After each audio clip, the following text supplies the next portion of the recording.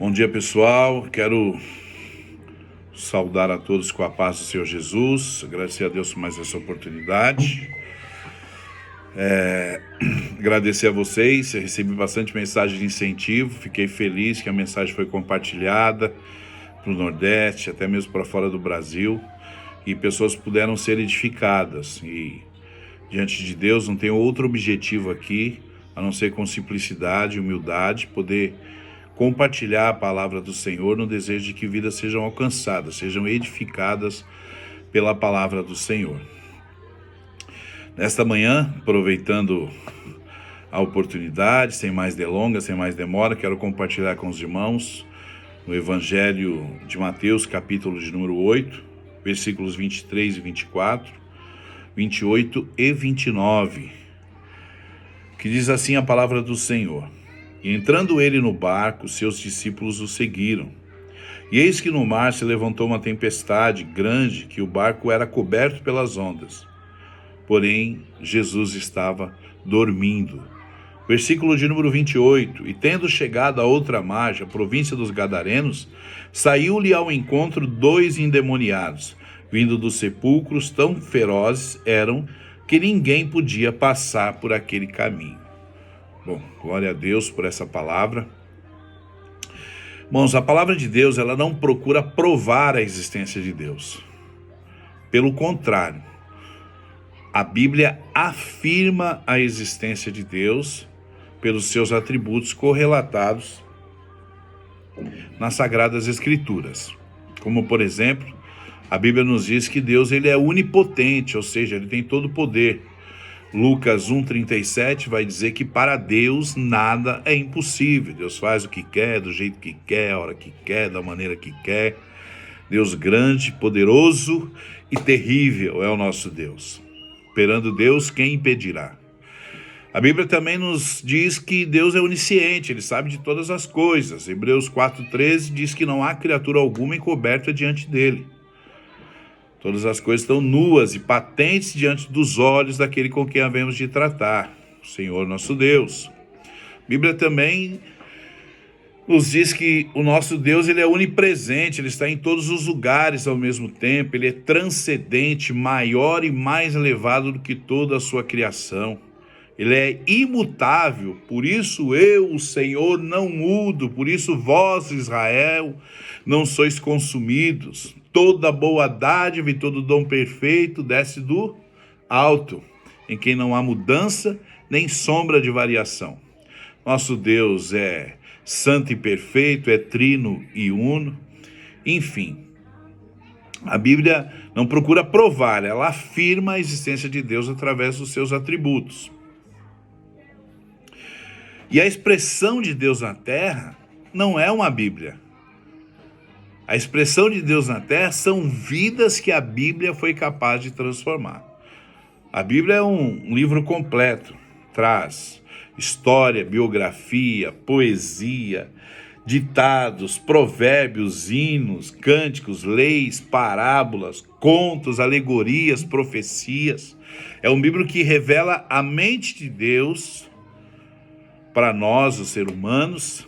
É um livro que também revela a condição do homem caído, revela para nós também o caminho da salvação e a condenação do pecado. Então, a Bíblia ela tem tudo que nós necessitamos como regra de fé, de prática e de conduta. E é a maior expressão de Deus, vidas que podem ser transformadas pela fé nesta palavra. Então, nessa manhã eu quero compartilhar com os irmãos uma realidade que é invisível, mas ela é real. A existência do nosso adversário. A Bíblia, por diversas passagens, fala a respeito que nós temos um inimigo, que o diabo vive ao derredor, bramando como um leão, buscando a quem possa tragar. O livro de Judas vai dizer que quando o arcanjo Miguel contendia com Satanás a respeito do corpo de Moisés, não ousou proferir a ele juízo de maldição, mas disse: o Senhor te repreenda, Satanás.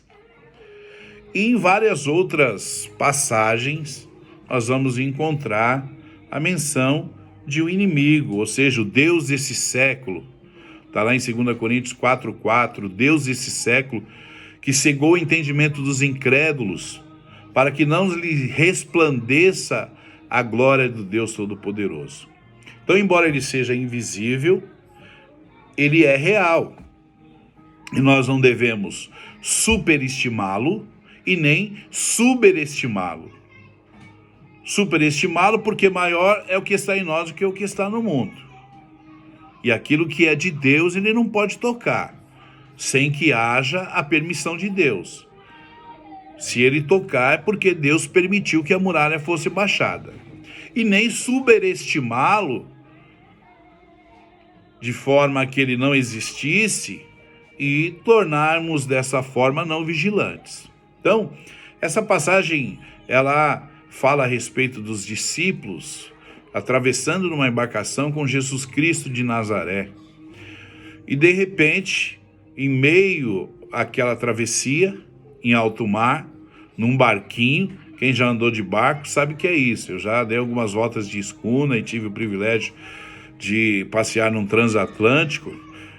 E mesmo estando num navio ou em um barco de suposta segurança, pela qualidade da fabricação, pelo sistema tecnológico, ainda assim nós tememos. Imagine você enfrentar uma tempestade em meio a um mar revolto, em um barquinho simples e humilde como eram as embarcações na época de Jesus. Mas é bem verdade que a Bíblia nos relata essa travessia e de repente uma tempestade começa a bater contra a embarcação. Ventos turbulentos, tortuosos, começam a combater contra essa embarcação. E os discípulos que se encontravam nesse barco prontamente se desesperam, de maneira tal, não suportarem mais o desespero, o temor, acordarem a Jesus, que a Bíblia nos diz que estava dormindo. Ah, meu pastor, meu irmão, mas como que Jesus estava dormindo se a Bíblia nos diz que o nosso Deus não dorme nem toscaneja? Lá na passagem de Jesus pela cidade de Samaria, vai dizer que Jesus estava cansado, mas como que Jesus estava cansado se a Bíblia também nos diz que o nosso Deus não se cansa e nem se afadiga? Jesus estava dormindo porque Jesus era 100% homem e 100% Deus. Como o homem, ele tinha cansaço, ele tinha sono, ele tinha fome, ele tinha sede. Ele era sujeito às mesmas paixões, os mesmos desejos que nós, porém sem pecado. E ao mesmo tempo que ele era homem, não deixou de ser Deus. Deixou algumas prerrogativas de Deus, entrou nesse nosso mundo de sofrimento, porém continuou sendo Deus. E naquele momento de desespero, os discípulos sabiam quem estava no barco, sabiam a quem eles podiam recorrer. E aí, naquele momento, eles clamaram, eles acordaram o mestre. A Bíblia diz, clama a mim e responder-te-ei, anunciar-te-ei coisas grandes e firmes que não sabes. No desespero da sua alma, do temor que se encontrava, porque estavam com medo de perderem as suas vidas, eles recorreram àquele que tem poder para resolver. E aí Jesus, acordando, repreende a tempestade. E naquele mesmo momento a tempestade se acalmou. Eu quero partir do pressuposto de que essa tempestade não provinha de Deus.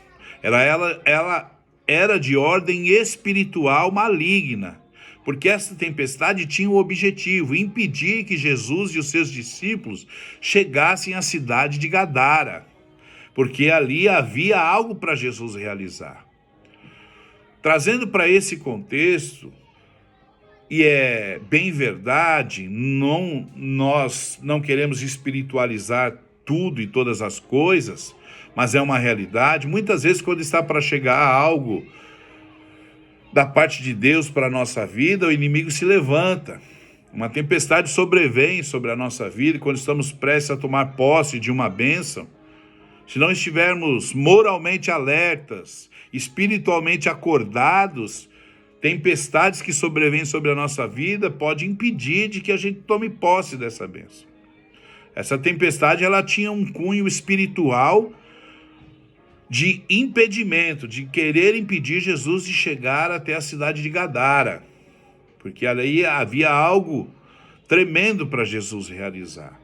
Bom, continuando, Jesus repreende a tempestade, repreende a pouca fé dos seus discípulos e chega à cidade de Gadara. E chegando à cidade de Gadara, na outra margem, quando eles desembarcam na província dos Gadarenos, a Bíblia vai dizer que saíram ao encontro 2 endemoniados, vindo dos sepulcros. Tão ferozes eram que ninguém podia passar por aquele caminho. Vejam que eram 2 endemoniados, possessos de espíritos imundos, que viviam nos sepulcros, lugar de sujeira, lugar de abandono, lugar de solidão, de desprezo, porque eles já estavam ali, porque eles estavam marginalizados, ou seja, eles não tinham condições de viver em sociedade. Não por si só, mas porque estavam possuídos por espíritos imundos, que causam arruaça, que causam ódio, discórdia, que causam enfermidades espirituais. A Bíblia faz menção de várias enfermidades espirituais. Veja que no livro de Lucas, capítulo de número 13, se não me falha a memória, versículo de número 8, a Bíblia vai dizer que havia uma filha de Abraão que há 18 anos estava padecendo de um espírito de enfermidade. Ou seja, era um problema de ordem espiritual. O apóstolo Paulo também no capítulo de número 12, do livro de 2 Coríntios, vai dizer assim: para que eu não me exaltasse na excelência das minhas revelações, foi-me dado um espinho na carne, a saber, o mensageiro de Satanás. Era um problema físico de ordem espiritual. Então, uma realidade de que há problemas que não são resolvidos pelos médicos. São problemas de ordem espiritual. Eu tenho um amigo, o Rosevaldo Menezes, mais conhecido como Dengão. Certa feita ele me contou uma história de um problema que ele estava tendo com a sua filha, que ele havia procurado todos os médicos. E aí um dos médicos disse para ele, falou: olha, eu nem posso te falar isso devido a haver uma ética, né? Para com a medicina, mas esse problema da sua filha não é um problema de ordem física, é um problema de ordem espiritual. E aí, contando-se o relato, que ele foi procurar ajuda espiritual, foi até um pastor e, enfim, quando chegou lá, o pastor passou, se não me falha a memória, mais de 1 hora repreendendo os demônios daquela menina que se debatia dentro de um carro. E ali ela foi curada, ela foi liberta e se tornou livre para poder tomar as suas decisões de forma consciente, sem a influência desse inimigo de ordem espiritual. Então é uma realidade que existe e a qual a gente não pode desprezar, né? O nosso adversário, o diabo, ele vive ao derredor, bramando como um leão, buscando a quem possa tragar. E muitas vezes, se nós dermos legalidade pelo ódio, pelo desejo de vingança, pelo envolvimento com coisas de ordem espirituais, que a gente acaba dando legalidade da nossa vida, isso causa um prejuízo tremendo. Então, não era diferente na vida desses 2 endemoniados que se encontravam no sepulcro, porque não podia conviver em meio à sociedade. E a Bíblia vai dizer que ninguém podia passar por aquele caminho, ou seja, era um caminho pela cidade de Gadara que já estava sendo desviado por todos aqueles que ouviam as notícias dos acontecimentos ocorridos naquela localidade. Então, as pessoas procuravam desviar daquele caminho. E se tivesse algum falto de conhecimento que passasse por ali, com certeza ele era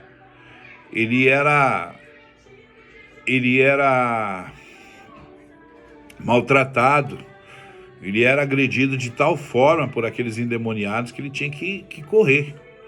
Então, quando a Bíblia fala que ninguém podia passar por ali, eu quero usar nesta tarde, nessa manhã, uma linguagem simbólica, uma linguagem metafórica. Ou seja, ninguém podia passar por ali. A felicidade não podia passar por ali. Por quê? Porque os demônios que estavam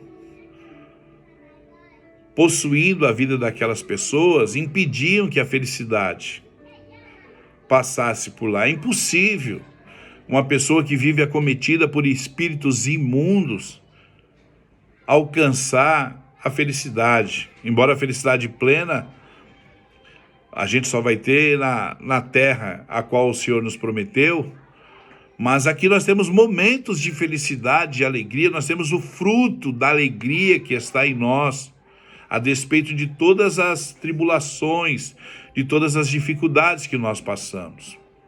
Nós nos alegramos com os nossos familiares, nós nos alegramos com os nossos amigos, nós nos alegramos num passeio, nós nos alegramos no trabalho, nós nos alegramos na comunhão, na igreja com os nossos irmãos, nós nos alegramos ao ver o desempenho, a felicidade daqueles a quem nós amamos. Enfim, existem N situações que provocam esse sentimento de felicidade em nossos corações.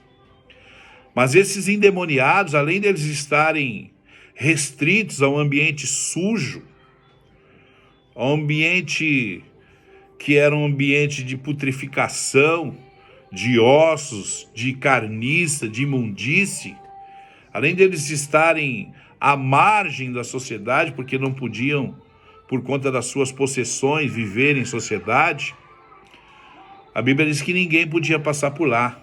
A paz não podia passar por ali, porque a Bíblia nos diz que a paz que excede todo entendimento, que guarda os nossos corações, os nossos sentimentos em Cristo Jesus, somente é alcançada em Deus. E ele estava excluso, ele estava agora afastado, ele estava num lugar de solidão, ele estava num lugar de abandono. A paz não podia passar por ali, porque quem está possesso de espíritos imundos e quem tem uma visão espiritual consegue ver. A gente observa lares e famílias que às vezes por conta de uma caneca fora do lugar, inicia-se uma contenda tão grande, que dali a pouco está tendo xingamentos, está tendo agressões, está tendo coisas por algo ínfimo que aconteceu ali, por falta de vigilância, mas para quem tem uma visão espiritual, que vê de fora, entende que há um problema de ordem espiritual dentro daquela casa.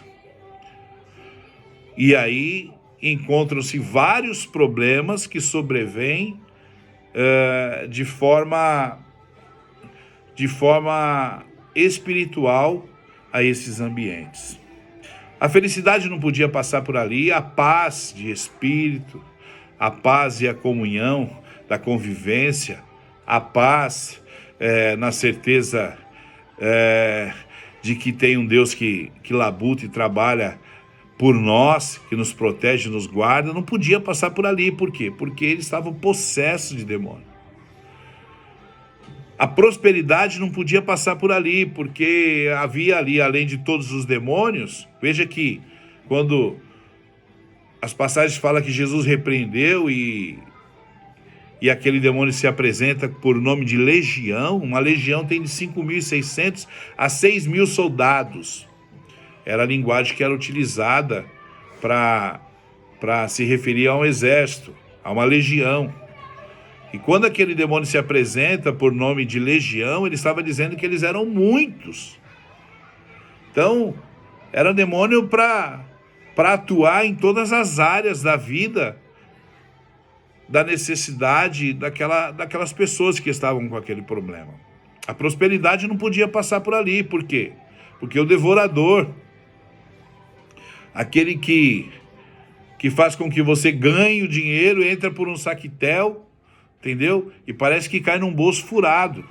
Entra pelo bolso e parece que o seu bolso está furado, parece que é um saco sem fundo.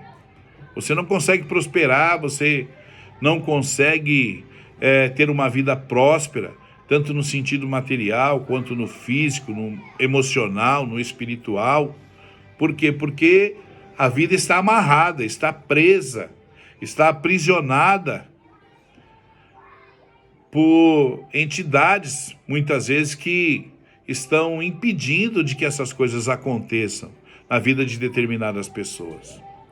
Veja que a Bíblia nos diz que ninguém podia passar por aquele caminho. Qual que era o caminho? O caminho da mente, o caminho do coração daqueles endemoniados que se encontravam ali. Porque a Bíblia diz: conhecereis a verdade e a verdade vos libertará. Porém, a Bíblia também nos diz, 2 Coríntios 4:4, que o Deus desse século cegou o entendimento dos incrédulos, para que não lhe resplandeça a glória de Deus na vida deles. Ou seja, a cegueira espiritual, que ele só consegue ver o desejo da lascívia, o desejo do ganho, o desejo das coisas que são contrárias à vontade santa e perfeita e agradável de Deus. E não consegue enxergar a glória do Evangelho de Cristo. Veja que eles estavam cegos, e era uma cegueira de ordem espiritual. A felicidade não podia passar por ali, a paz não podia passar por ali, a prosperidade não podia passar por ali. A mansidão não podia passar por ali, porque quem está possesso de espíritos imundos carrega em si um ódio terrível, tremendo. E o ódio, a falta de perdão, ela só atrapalha a própria pessoa. Veja que o perdão, quando ele é concedido, é mais para si mesmo do que para outra pessoa. É como se você se libertasse de um aguilhão, de uma corrente que te prende, que te impede de prosseguir sem que continuamente você carregue aquele desejo de vingança, aquele ódio contra a pessoa que lhe aferiu, que lhe fez alguma coisa. É um desejo demoníaco, é um desejo terrível, da qual a possessão demoníaca te impede de que você seja liberto dele. Ninguém podia passar por aquele caminho. E a Bíblia nos diz então que Jesus agora vem caminhando por aquele caminho com os seus discípulos. Eu imagino que de longe, aqueles endemoniados possessos viram e pensaram: olha, isso daí é só mais um que a gente vai colocar para correr. Porque esse desacreditado está passando aqui pelo meu caminho, pelo meu território. Só que estava passando por aquele caminho, aquele que manda no céu, que manda na terra e que manda no inferno. Estava passando por aquele caminho, aquele que tem todo o poder, aquele que criou os céus e a terra, aquele que até os demônios creem e estremecem. Essa passagem vai dizer que quando eles foram certos de que seriam mais um que eles iriam colocar para correr, eles se deparam agora com Jesus Cristo de Nazaré. Quando eles se deparam com o general de guerra, com Jeová Jireh, o Deus provedor, com Jeová Tsidkenu, o Deus de justiça, com Jeová Rafá, o Deus da saúde, quando eles se deparam ali com Jesus, a Bíblia vai dizer que automaticamente, prontamente eles se prostram e dizem: Jesus, filho de Davi, Olha que até os demônios creem e estremecem, porque eles disseram assim: por que viesse nos atormentar antes da hora? Veja que os demônios sabem que eles estão condenados, estão fracassos, estão fadados ao fracasso, à destruição, mas eles não desistem.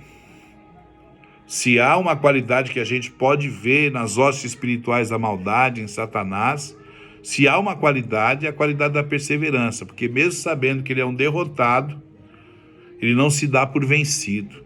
E quando ele chega de frente a Jesus, ele se prostra, diz: Jesus, filho de Davi. Ele reconhece: Jesus, o Filho de Deus.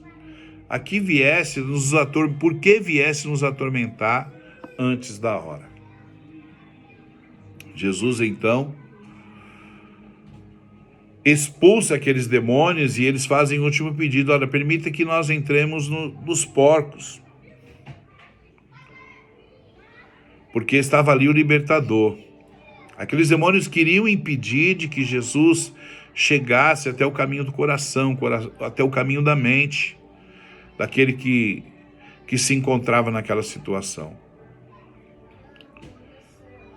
Mas Jesus chegou até aquele local, e aonde Jesus chega, algo diferente tem que acontecer. O que eu quero compartilhar com você nesta tarde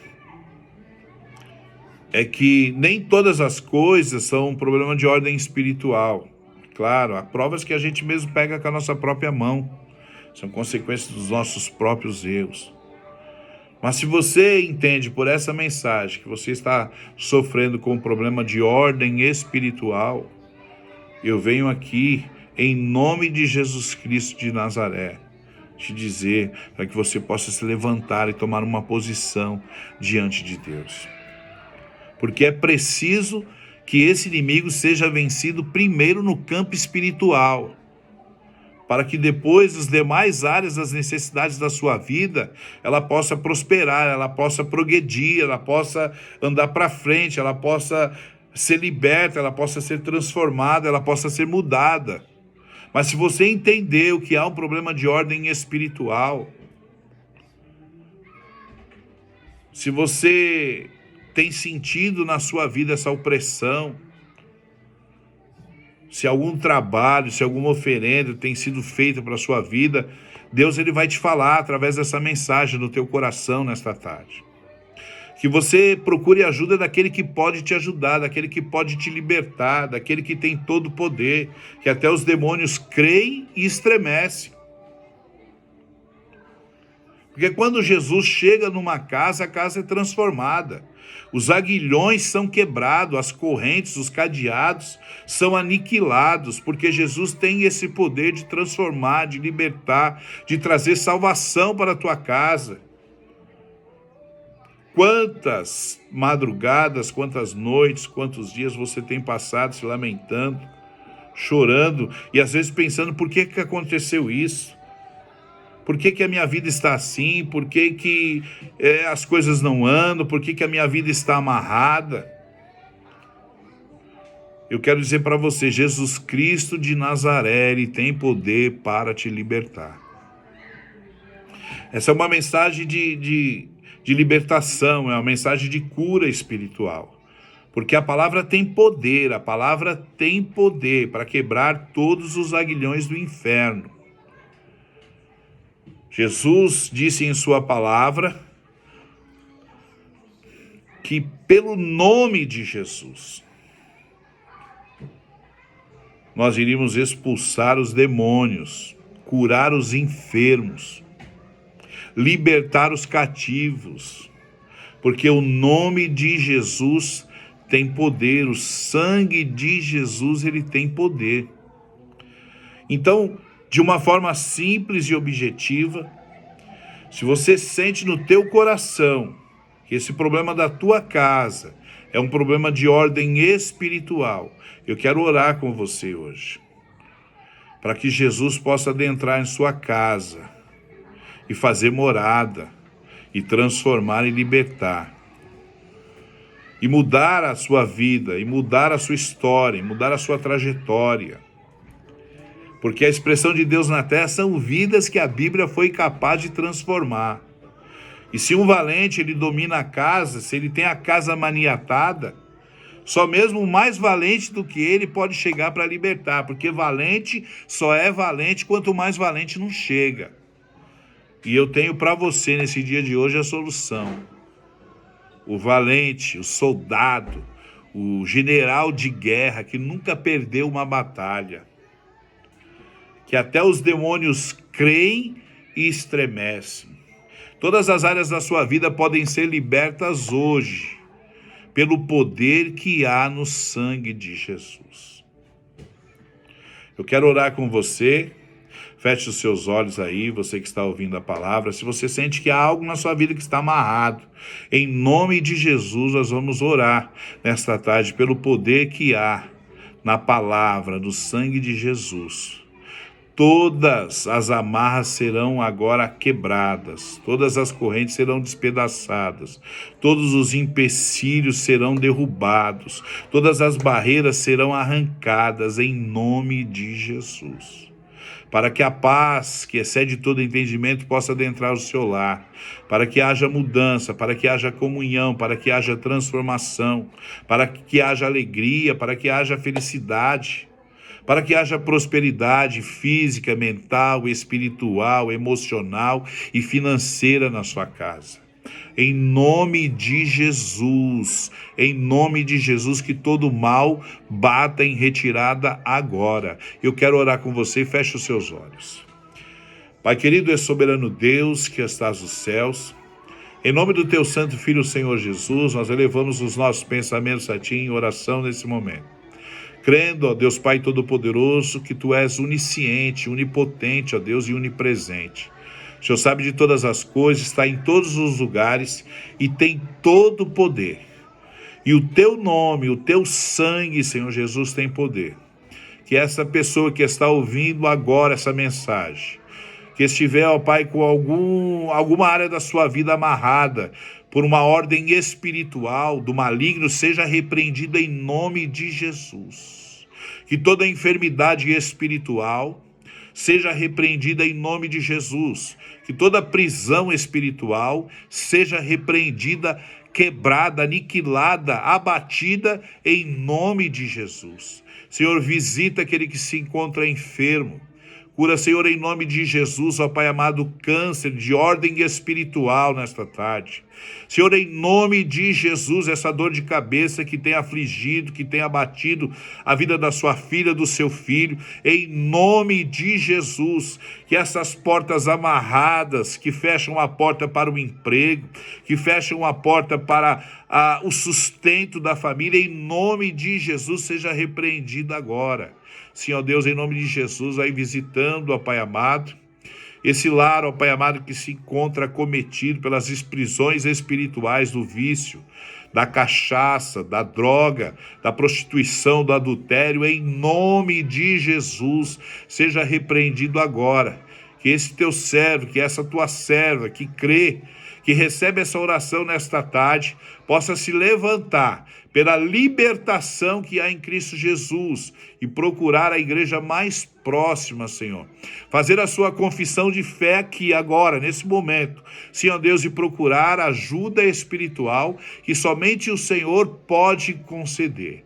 Nessa tarde, visita os lares, visita as famílias, visita o Pai Todo-Poderoso, aquele que se deu tempo, ó Deus, de ouvir essa mensagem nesta tarde.